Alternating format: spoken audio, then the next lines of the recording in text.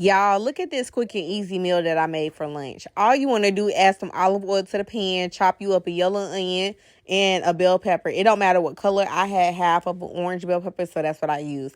I use a table blend, season it, and let that cook. Then you want to go and get you some like beef stew chunks and cut them in half if they're too big so they can cook faster.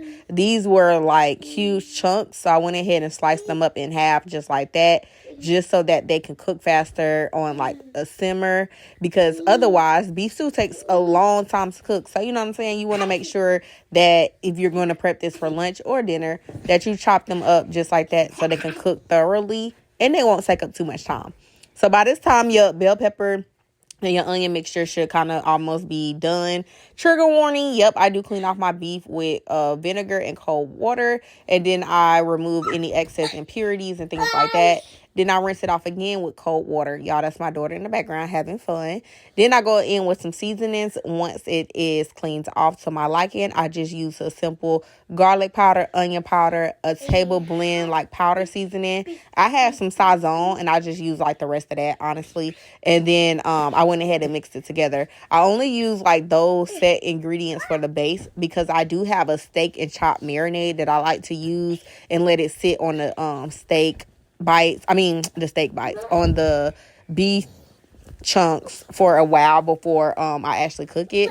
It's recommended to let that marinade sauce set for about 15 minutes prior to you cooking it. So just do that. Just set it on the counter and let it marinate.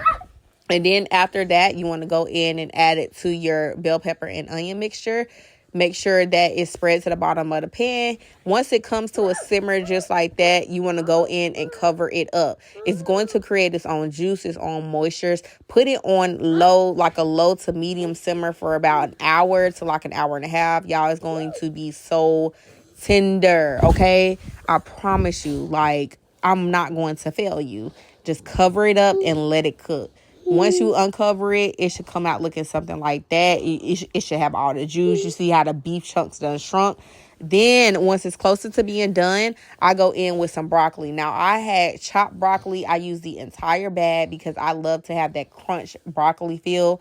This, you only want to add it when it's closer to the time of it almost being completely done, because you do not want your broccoli to be like overcooked, super soft, breaking up. You know what I'm saying? So just add it closer to the time of it being done. I want to say like the last 5 minutes or so.